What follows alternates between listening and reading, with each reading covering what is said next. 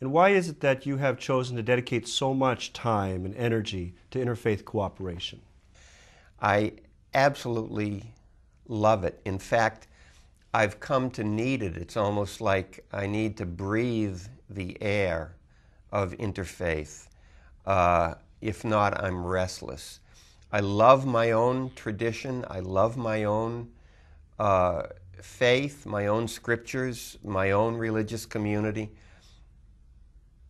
But somehow I need more as well. And so that's why I do it. In your years of reaching out to other faiths, as you have, what have you discovered concerning the commonalities and differences of the world's religions? The world's religions, or the great religious traditions, are all very, very complex. They have centuries of meaning, of different levels of meaning, of different rituals, different spiritual practices, modified in terms of different countries, different communities, different cultures, and so on. I guess one thing I've learned is to be very humble. And I'm not saying that I'm always true to that. Sometimes my ego can get in the way and I can become arrogant and think that I know a great deal more about other faiths than I do. In fact, I often give the impression that I know more about my own faith than I actually do. But it's not like that. They're all very complex, and there are commonalities. For example, I think that all religious faiths, in one way or another, explicitly or implicitly, believe that the world is a unity and that ultimate reality is a unity. They believe in oneness, and to the extent that the oneness of the world, the oneness of the human race is compromised in any way, that's something that needs to be changed or healed. I think that's one commonality. There is something like the golden rule that we have in the New Testament in many of the great faiths of the world. So there are ethical similarities too.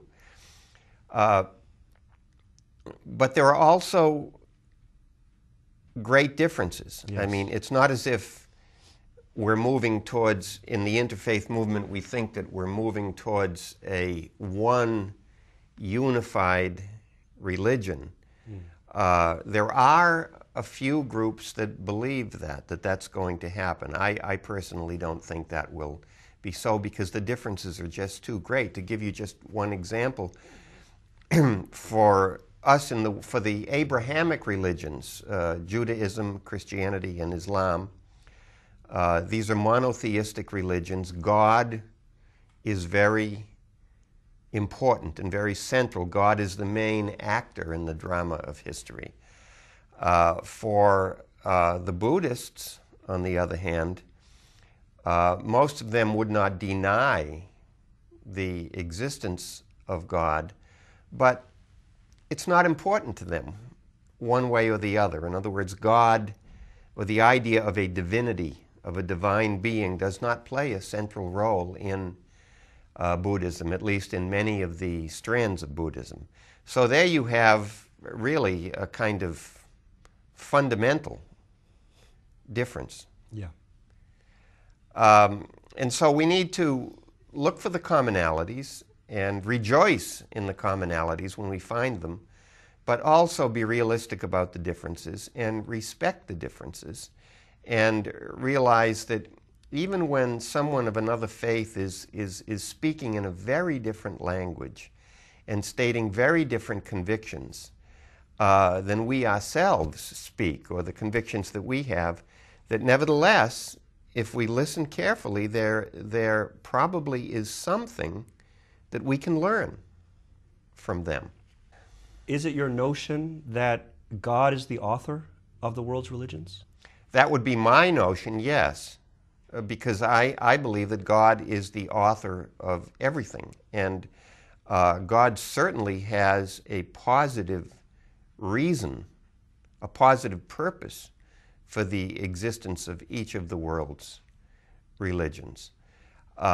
We're way beyond the day when we can, as Christians, simply say, these are heathens or, pagans, lost in the darkness, whatever. We have to take a very different approach from that, an approach which includes dialogue. It doesn't mean that we need to give up the evangelizing side of the church, because that's also an essential part of the church. And I believe that too, that it's important to preach the gospel to all creatures. In fact, we're commanded to do that by our Lord Jesus Christ. But we always have to remember that God's activity, if you will, always goes so far beyond ours. And when we go to other faiths, we're not